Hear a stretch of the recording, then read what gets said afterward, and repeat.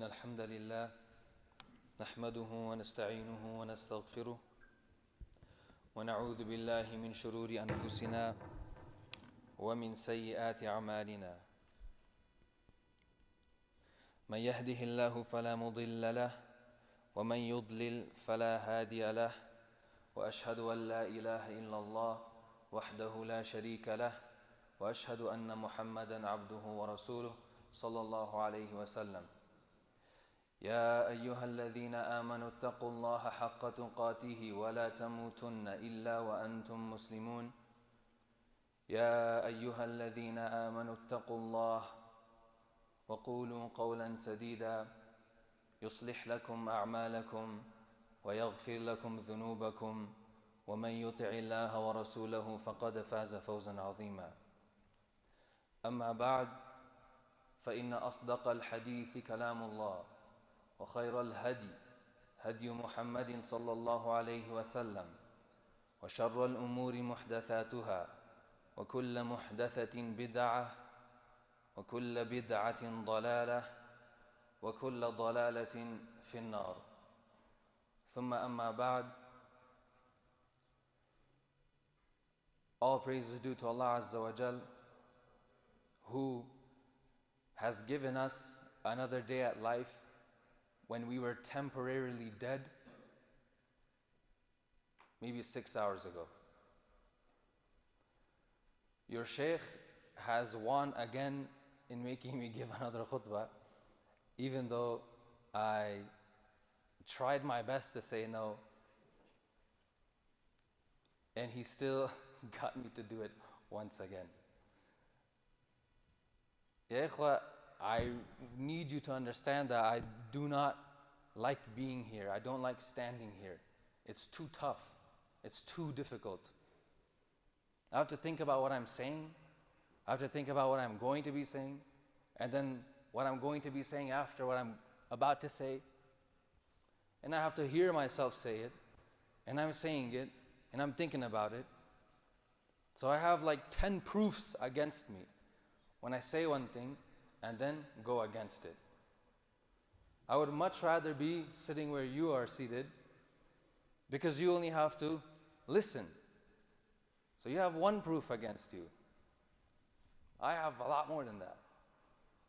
So I ask you, now that you have the easier job, to just listen attentively, lend me an ear, a listening ear, not a hearing ear. We all can hear, but it takes some work to actually listen. The point that I want to make in today's khutbah is that there is a direct relationship between Iman and the way you behave, your mannerisms, your behavior, your characteristics. There is a direct relationship with your belief in Allah, with your belief in Rasulullah sallallahu alaihi wasallam, and in your belief in the hereafter. This is the gist of the topic. We know from a sunnah that a Rasul sallallahu alaihi wasallam, in many cases, a hadith starts like this, where it's, whoever believes in Allah and the last day, then do such and such. Say good things. Treat your neighbor kindly. Just a couple examples. Another example is that a man came to the Prophet ﷺ and he said that there's a woman out there who prays during the night, fasts during the day, but she harms her neighbors with her tongue. She got a bad mouth. Ar-Rasul ﷺ said that there is no good in her. Likewise, a woman who did not pray as much as this lady, did not fast as much as this lady, she used to do her fard prayers and give morsels of food in sadaqah, and Ar-Rasul ﷺ said that she is from paradise. Do you see what's happening here? There is a direct relationship with your Iman and the way that you carry yourself and the way that you behave. An easy way to break this down is to ask yourself, this is a kind of a formula that you can use to gauge yourself. Am I doing something that is praiseworthy, or am I doing something that is blameworthy? Because it really comes down to these two types of mannerisms. A praiseworthy action, like prayer, sadaqah, every good that you can imagine, or a blameworthy characteristic. Maybe I cuss a little bit, maybe I slip and, make mistakes here and there. Keep this in mind as we talk about this. There's praiseworthy characteristics, and then there's blameworthy characteristics. Now, like I mentioned in the intro, that our belief and our mannerisms fall on three pillars. The first is our belief in Allah Azza wa Jal. The second is our belief in Rasulullah Sallallahu Alaihi Wasallam. And the third has to do with the hereafter, with the Day of Judgment, and all the different scenes that happen during the Day of Judgment. The first one, believing in Allah Azza wa Jal, we all say, Ashhadu an la ilaha illallah, wahdahu la sharika lah. We all say this. In every single prayer you say it. In every single prayer you acknowledge Allah Azza wa Jal. Alhamdulillahi Rabbil Alameen, Ar-Rahman Ar-Rahim, Maliki Yawmiddin, Iyaka na'budu, wa Iyaka nasta'een. We all say this. But what about our behavior now? What about our actions now? There is a man who came to Imam Ja'far as-Sadiq, and the conversation went like this. The man asked the Imam, saying that, listen, I feel like, I'm really easily provoked by shaitan, and I slip here and there, I disobey Allah with whatever it is that he was doing. Like, give me something so that I can grow out of this. So the Imam asks him a series of 5 questions. Okay? A series of 5 questions. And pay attention, because this has everything to do with your belief in Allah Azza wa Jal. The first question is, can you disobey Allah without eating from His provision? Without eating from what He has provided us with? The answer should be no. The second question, can you disobey Allah Azza wa Jal in a place where He doesn't see you? And the answer is no. The third question, would you be able to disobey Allah Azza wa Jal outside of His kingdom? No. Not even Elon Musk, no matter how far he gets into space, no. The fourth question, can you disobey Allah Azza wa Jal and defer death when it comes to you? No. The fifth question, can you resist the punishment on the Day of Judgment when angels take you to the fire? No. All of these questions we can ask ourselves. All of these questions, at some point in time when you choose to do something that is haram, when you know you're doing something wrong, it's really funny. It's very, very interesting. Like us humans, we try to do something bad, like you're doing something bad. Even a baby. Sometimes we, as adults, we think it's funny if we tell a child, like, hit him, slap him. And the baby's like, like acts like, oh, I did a bad thing. It's innate. It's in here, It's at that moment that you need to be asking yourself these questions. Can I disobey Allah Azza wa Jal and take from His provision?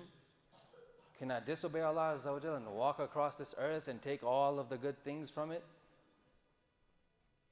What does that say about your belief in Allah Azza wa Jal? If you continue to sin, if you don't turn back to Him, that means that you have a huge deficiency once it comes to your belief in Allah Azza wa Jal, the creator of this entire creation. أَلَا لَهُ الْخَلْقُ وَالْأَمْرُ. To Him belongs the entire creation. And the authority of telling this creation what to do. And here we have it in plain sight in front of you. Quran wa Sunnah, Quran and Sunnah, Quran and Sunnah. Now, the second pillar. The first was your belief in Allah Azza wa Jal. The second pillar is your belief in Rasulullah sallallahu alaihi wasallam. And a lot of us struggle in this area. I remember some men, they went to Umrah and they walked by the Prophet sallallahu alaihi wasallam's grave, and one of the younger guys said that, I thought I would be like crying and having this moment when I'd walk past. Like, what happened? I was just silent. I didn't feel anything. And the Shaykh gave us an answer, and he said, the truth is that, all of us have a lot of work to do, have a lot of growing to do with connecting with the Prophet ﷺ, connecting with the Sunnah. There's too much Sunnah out there. The part that comes to my mind always, I don't know why, is, a lot of us struggle with growing out our beards, even though it's like this automatic process, right? Like you don't have to do anything. It's not like making wudu, ghusl, praying. Like that's tough work. It's just like automatically obeys Allah, and then I come out of nowhere, samurai ninja. Does that mean that that person is a bad person? It doesn't mean that person is a bad person. It's like someone who is struggling with whatever sin that you can think of. There is a deficiency in your belief in Rasulullah sallallahu alaihi wasallam.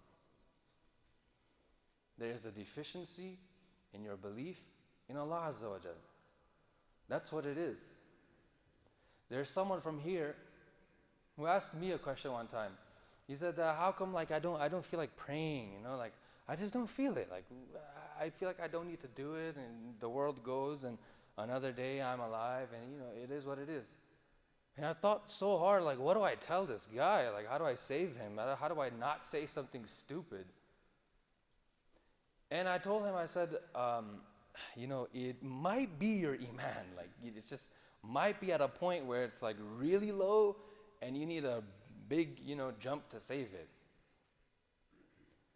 That person, years later, came back, and he said that, you're right, I had no Iman. I had no Iman whatsoever.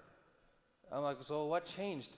I listened to lectures, I listened to Quran, and there's so much I didn't know about this religion, and there are so many people out there who are not practicing this religion like how it's supposed to be. This is the same person who was asking himself, what's the point of all of this? Yet with just a little bit of effort, a little bit of connection, and Allah Azza wa Jal grants him that nearness to Him. And Allah Azza wa Jal grants him Iman. Allah Azza wa Jal grants him the success of worshipping Him and following the Sunnah of Rasulullah sallallahu alaihi wasallam.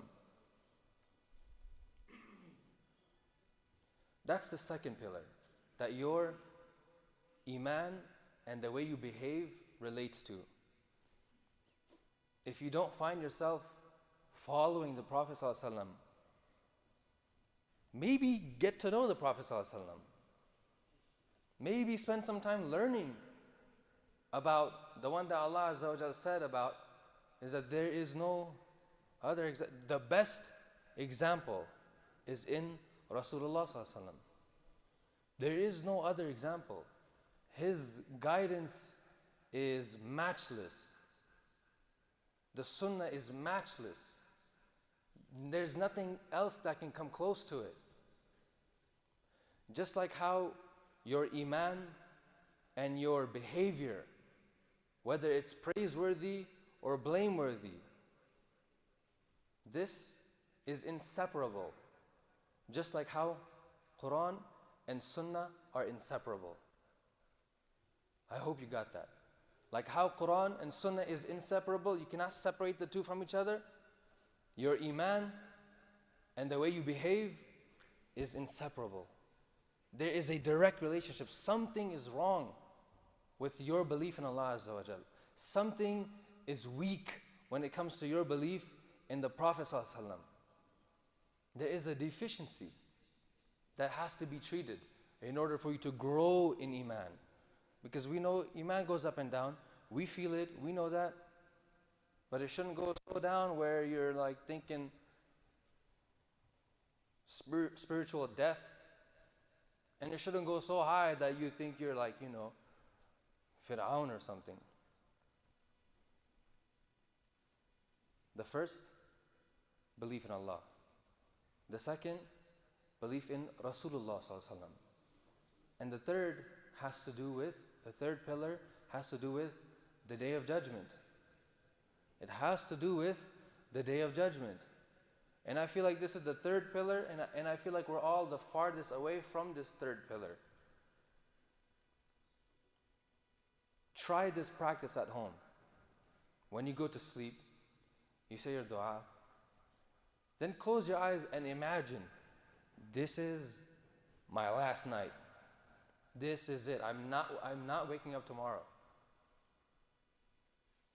There will be crazy thoughts coming into your brain. Oh, my bank account. Oh, my God. I saw this thought came to my mind. I said, oh, if I die, are they gonna use my Face ID in the washing room and open up my bank, take the money out, and how are they gonna use my phone? How are they gonna access my bank? Nobody knows my passwords. This is what's coming to my mind. I tried this activity. You should try it too. Tonight, try it. Go to sleep thinking that you're not going to wake up. But what if that was the case? Because it is going to be the case. Then what? Nothing? Or the Day of Judgment? Ar-Rasul sallallahu alayhi wasallam said, Shayabatni hudan, or hudun, I forgot. Shayabatni hudan wa akhawatuha. Surah Al-Waqi'ah, Surah Al-Naba, I forgot the rest. Surah Al-Hud and its sisters has made my hair turn gray.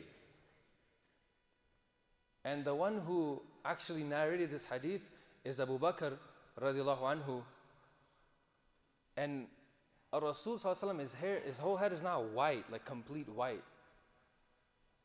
There were some hadith mentioned that in totality, in his head and his beard, there were about 20 strands of white hair. 20 strands of white hair. Look at how Abu Bakr radiallahu anhu is watching the Prophet sallallahu alaihi wasallam. To that kind of detail, closely. And all of Sahaba radiallahu anhum were like that. Some of them used to try to walk like the Messenger sallallahu alaihi wasallam. Some of them tried to walk like the Prophet sallallahu alaihi wasallam. Do you try to walk like the Prophet sallallahu alaihi wasallam? Rasul sallallahu alaihi wasallam says this, why? Why Hud has made my hair turn gray? Why? It's not because of Battle of Badr, Battle of Uhud, Battle of Ahzab, Battle of this battle, that battle, this ghazwa, that ghazwa, responsibilities at the home, responsibilities at the masjid, responsibilities with the rest of the Sahaba, answering the questions of the people. That's not what made his hair gray. Shaybatni Hud, Suratul Hud. Why? Why Suratul Hud? Why Suratul Waqi'ah? Why Suratul Naba? What all of these surah have what in common? It has to do with the Day of judgment. That's what it has to do with. A day where even a child's hair will turn gray from all the stress. Even a child's hair will turn gray from all of the stress. And children are carefree, you know what I'm saying? They live the best life. Even if a guy is 60 years old, he's like, oh man, I love when I was 9 years old and this place and that place. Everybody looks back at those times. But Yawm al-Qiyamah, a child's hair will turn gray.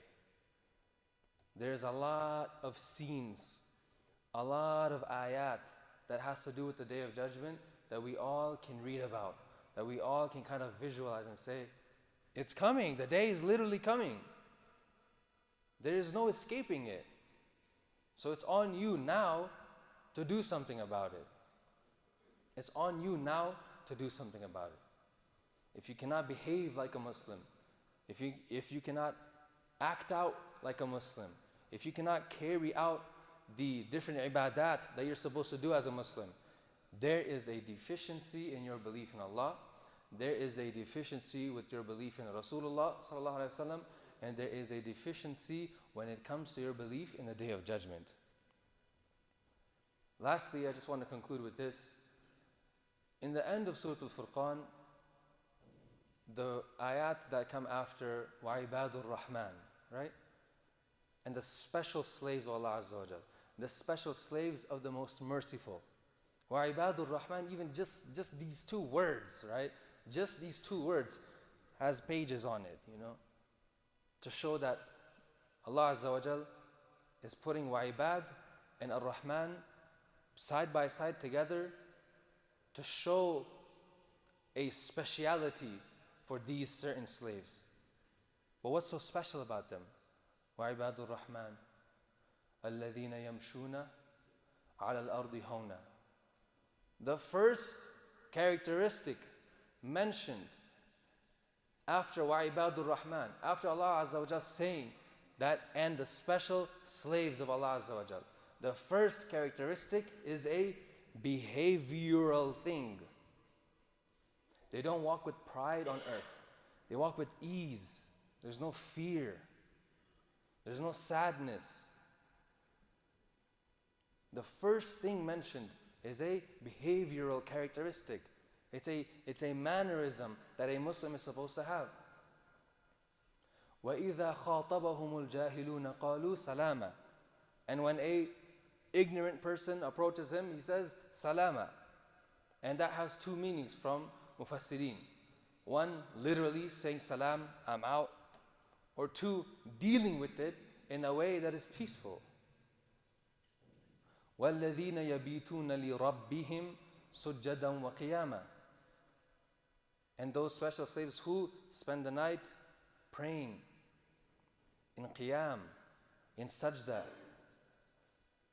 Now we came to worship, ibadah, night prayer.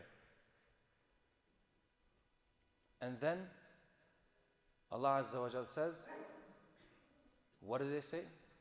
رَبَّنَا اصْرِفْ عَنَّا عَذَابَ جَهَنَّمْ إِنَّ عَذَابَهَا كَانَ غَرَامًا.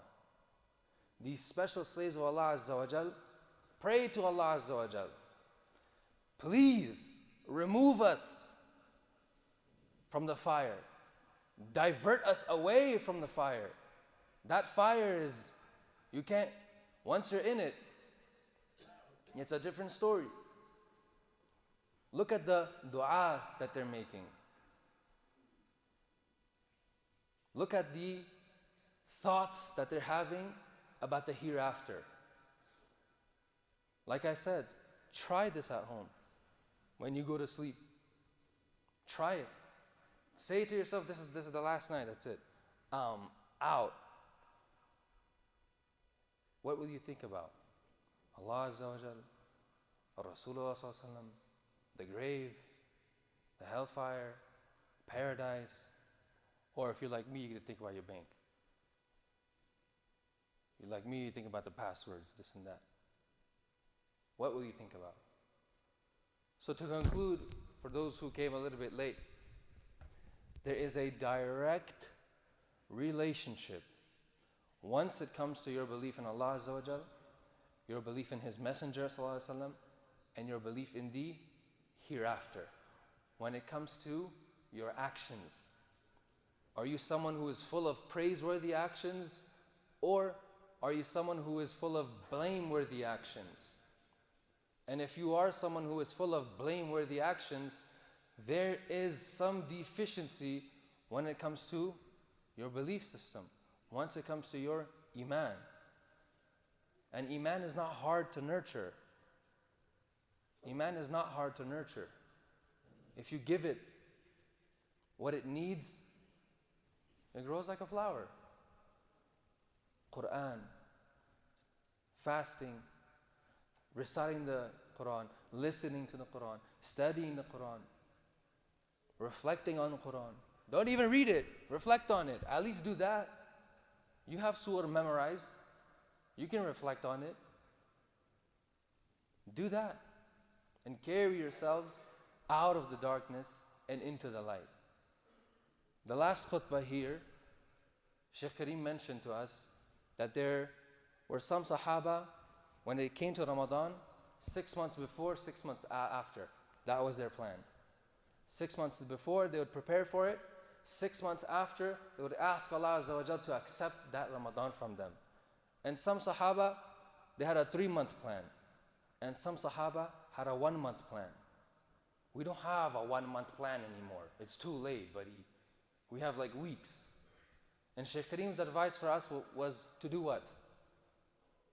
To do sequential fasting is what he said. Fast 2 days in a row. Fast 3 days in a row. And the back of your brain is going to turn on that, oh, I forgot, I can be like this too, I forgot. When you're fasting, do you want to listen to music? No. When you're fasting, are you constantly thinking about prayer? Yes. When you're fasting, do you want to talk about random nonsense? No. When you're fasting, you don't want to do anything that's irrelevant to your hereafter, to your Iman, to your brain that's constantly thinking about Allah Azza wa Jal. We kind of forgot about the effects of fasting. It's a tool that grants you taqwa.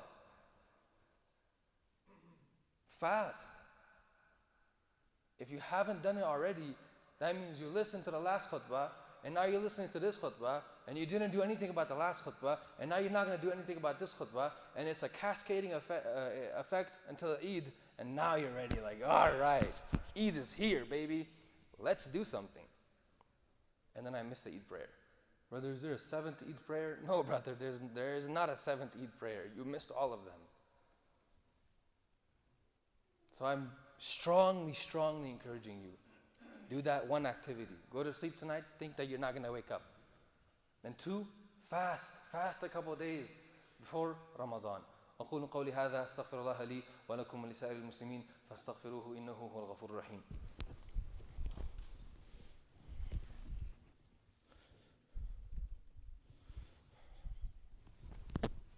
إن الحمد لله وحده والصلاة والسلام على من لا نبي بعده أشهد أن لا إله إلا الله إقرارا به وتوحيدا وأشهد أن محمدا عبده ورسوله صلى الله عليه وعلى آله وصحبه وسلم تسليما مزيدا. اللهم أنت السلام ومنك السلام تباركت يا ذا الجلال والإكرام. اللهم بلغنا رمضان اللهم بلغنا رمضان اللهم بلغنا رمضان اللهم بلغنا ليلة القدر اللهم بلغنا ليلة القدر اللهم بلغنا ليلة القدر. ربنا اصرف عنا عذاب جهنم إن عذابها كان غراما. وصلى الله وسلم على نبينا محمد وعلى آله وصحبه وسلم وأقم الصلاة.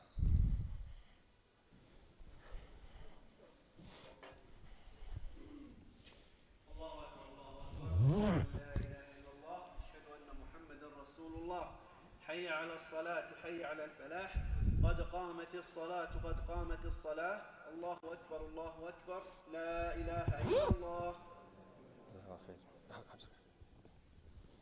استووا.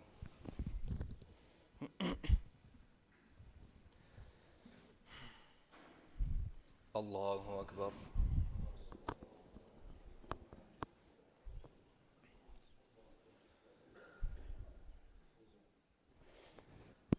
الحمد لله رب العالمين الرحمن الرحيم مالك يوم الدين إياك نعبد وإياك نستعين اهدنا الصراط المستقيم صراط الذين أنعمت عليهم غير المغضوب عليهم ولا الضالين آمين. والعصر إن الإنسان لفي خسر إلا الذين آمنوا وعملوا الصالحات وتواصوا بالحق وتواصوا بالصبر. الله أكبر.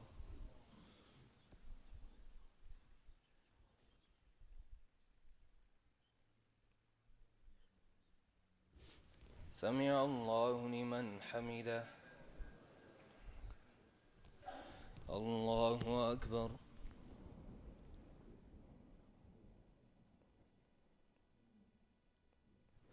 الله أكبر. الله أكبر.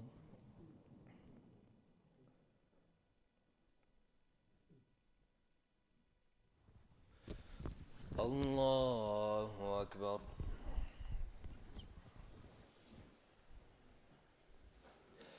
الحمد لله رب العالمين الرحمن الرحيم مالك يوم الدين إياك نعبد وإياك نستعين اهدنا الصراط المستقيم صراط الذين أنعمت عليهم غير المغضوب عليهم ولا الضالين آمين. قل هو الله أحد الله الصمد لم يلد ولم يولد ولم يكن له كفوا أحد. الله أكبر.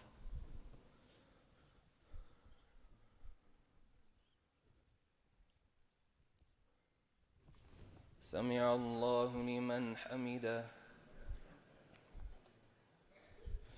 الله أكبر.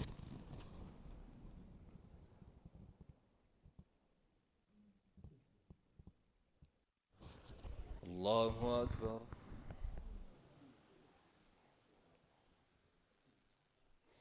الله أكبر.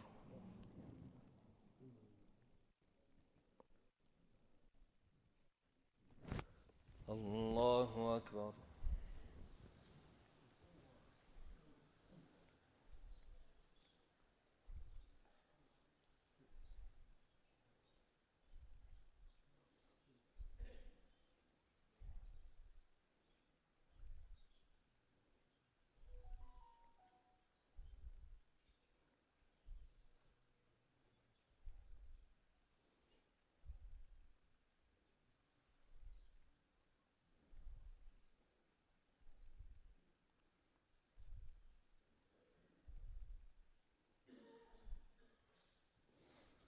السلام عليكم ورحمة الله. السلام عليكم ورحمة الله.